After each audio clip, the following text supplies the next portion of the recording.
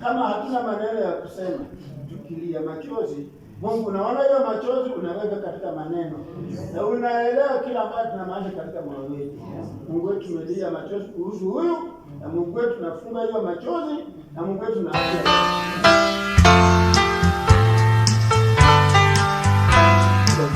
Tumesimama katika nyumba hii kama mashahidi ya kazi yako na kazi ambao ulifanya ulisema itakuwa.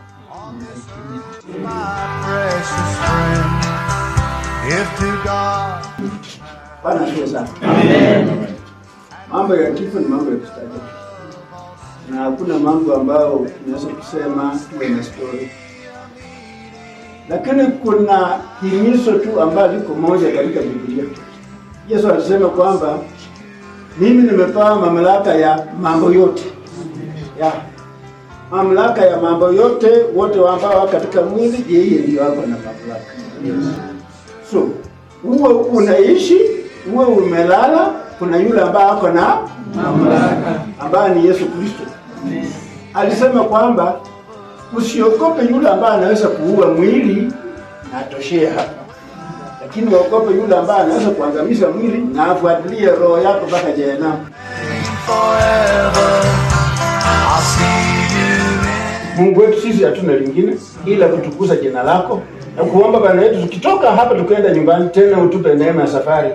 Na tena Mungu wetu panguza machozi. Mungu wetu machozi ni lugha ambayo wewe mwenyewe unaweza kueleza. Kwa maana Mungu wetu Baba, maneno yetu haiwezi kueleza. Tukilia machozi ndio maneno yetu. Ndio lugha wewe ambayo wewe unaelewa. Wacha tulie machozi. Kwa maana hiyo ndio lugha. Na ukapanguza machozi yetu, ukaleta faraja katika mioyo yetu. Wazazi wake, ndugu zake na watu wote ambao wako hapa. Tulie tukijua kwamba kuna yule ambao ana mamlaka. Ni katika jina la Yesu Kristo ndiye mkombozi tunaomba.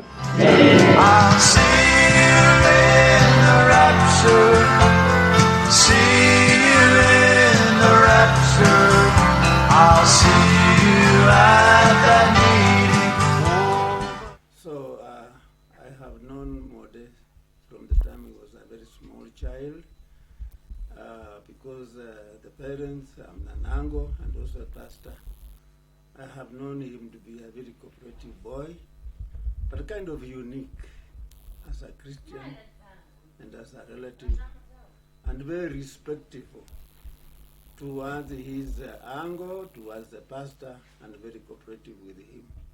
He has been a very exemplary young man, and I've loved being his pastor all this while. That's how I've known him. He was not persuaded to go to be a Christian. He was not persuaded to go for baptism, but he voluntarily did that one according to his conviction. I think that is a part I can start with. Mordecai was a very unique child in that he was kind of like independent, and he very freely mingled with other children. He very freely related with the pastor and other church members, and he had a unique way of doing things and walking around and doing his things. And he was kind of focused in his own way of thinking and doing things. He did not want to be too much of a follower or somebody, but every time he was in his Christian journey, he walked according to his conviction. And almost all the time, they were not far from the truth.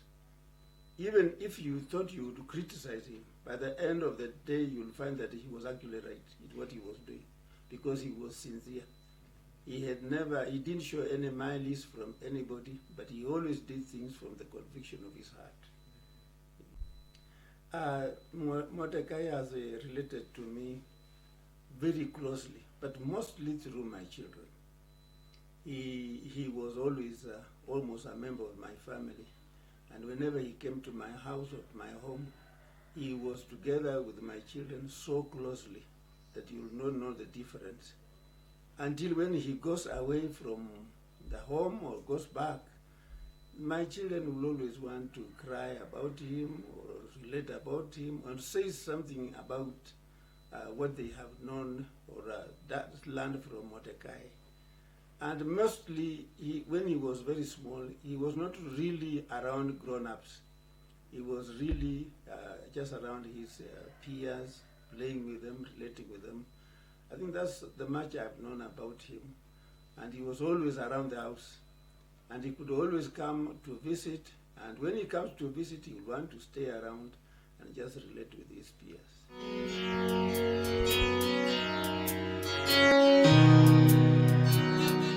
I would say that personally what I judged about Mordecai was somebody who had a personal vision. It is something that Mordecai wanted in life. It was very difficult to know what he was really pursuing in life, because his vision were kind of unique, and it could not almost relate with anybody. There are many times the parents looked like they were misunderstanding him, and like they wanted somebody to kind of talk to him out of his ideas. But he was always pursuing some kind of excellence somewhere. And I think that he looked like he wanted to get some value that is higher than any other person knew. So many times, after realizing that his conviction were very strong, we kind of just left him pursue his convictions. We did not want to control him much, because he looked like he knew what he was doing, and he looked like he really was convicted in what he was doing. But the good thing is that we also realized that he had very good intentions, and his motives were pure. From the way he was relating with the people, the way he loved people, the way he was friendly with the people, it was very difficult to find Mordecai either criticizing somebody or backbiting or talking in a manner of resentment towards anybody when we were relating. So I also think that even when he seemed like he has achieved what he achieved, a good job that he was looking for, I think that was not the peak. He might have realized that he wanted something bigger. Yeah, he always wanted something almost divine, which any goal on this world could not fit him. I think that's the reason why maybe God had to take him away. He was looking for something more than the world can offer. Yeah. We received his demise with a great shock. We were even confused. We did not understand what that one means, because we realized that Mordecai was looking for something high, something that is very high, and when he looked like he found a job, it was very difficult to understand why he would die right now. You could almost question God, why now? Why him? But ultimately we have understood that it's the will of God. But it's a great shock. My children have cried, we have all cried. We are just dumbfounded, we don't know what to do. And we just say, may God rest his soul in eternity.